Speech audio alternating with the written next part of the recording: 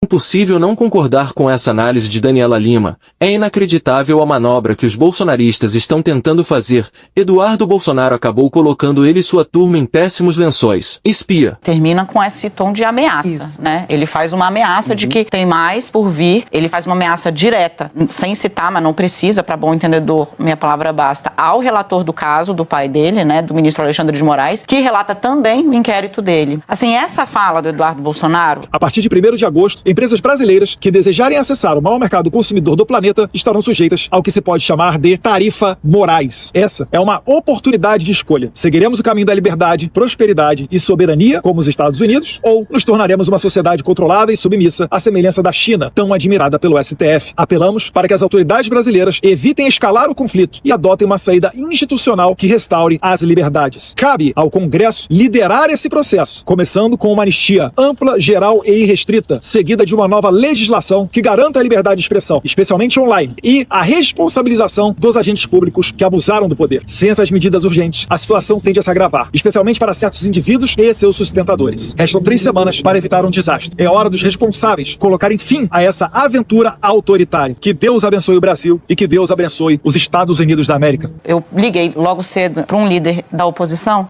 e eu falei, o vídeo do Eduardo Bolsonaro, ninguém falou com ele porque aquilo ali claramente agrava a situação jurídica dele. Confissão de é uma culpa. confissão de que sim, estou urdindo contra os interesses nacionais e contra a liberdade de jurisprudência, a livre judicatura, como se fala em juridiquês castiço, do Supremo Tribunal Federal. E aí o líder da oposição só me disse, uma idiotice sem tamanho. Porque politicamente também é muito ruim, é muito difícil sustentar que, veja, o país inteiro vai pagar o preço da condenação do meu pai, que, assim como eu, a céu aberto, ia em manifestação que pedia fechamento do Congresso Nacional e pedia o fechamento do Supremo Tribunal Federal. A céu aberto ameaçou estourar vidro do Supremo Tribunal Federal durante 7 de setembro, subiu em caminhão no 7 de setembro dizendo que não ia cumprir mais decisão judicial, como se a lei não valesse para todo mundo, menos para ele. Então, assim, são várias as provas. Ele, Eduardo Bolsonaro, tem a coragem de chegar lá fora e dizer que o Brasil está vivendo sobre uma ditadura e ele usa blusa ultra-vive, torturador, que estuprava mulheres, ou permitir os estupros dentro do DOI-CODE, dos mais agressivos da história da ditadura militar no Brasil. Então, o que eles querem é a extinção do processo, isso eles não vão conseguir, e a né? anistia. Claro que não.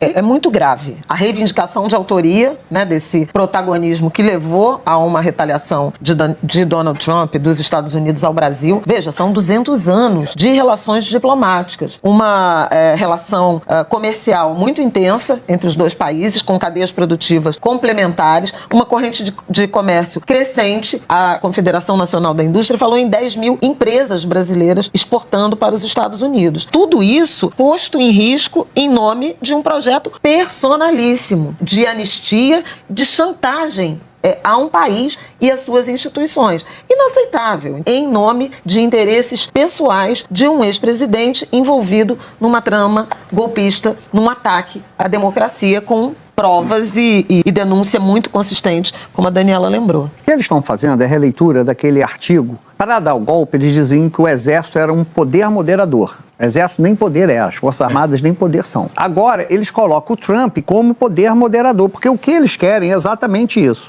Quando o Trump diz que este processo não pode existir, ele está acima do poder judiciário, é o poder moderador. Então, ele passa a decidir quais os processos são legítimos ou não.